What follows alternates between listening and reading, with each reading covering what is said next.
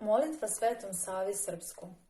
Osveštena glavo, slavni čudotvorče, svetitelju Hristo Savo, prvoprestolniče srpske zemlje, hranitelju i prosvetitelju i svih hrišćana pred Gospodom blagonadežni predstavitelju, tebi pripadamo i molimo se, daj nam da budemo učesnici tvoje ljubavi prema Bogu i bližnjemu, kojim je duša tvoja za života ispunjena bila.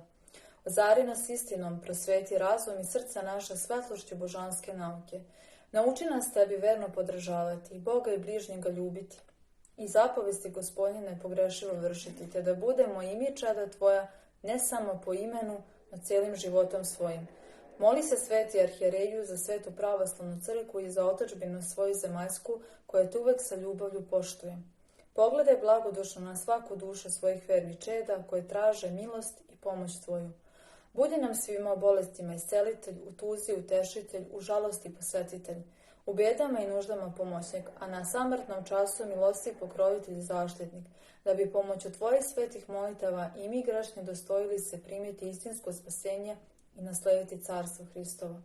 Osvetitelju Božiji, ne postidi nadu našu koju na tebe silno polažemo, no javi nam mnogomoćnom zastupništvo svoje, te da slavimo i veličamo Boga, silnoga u svetima svojim.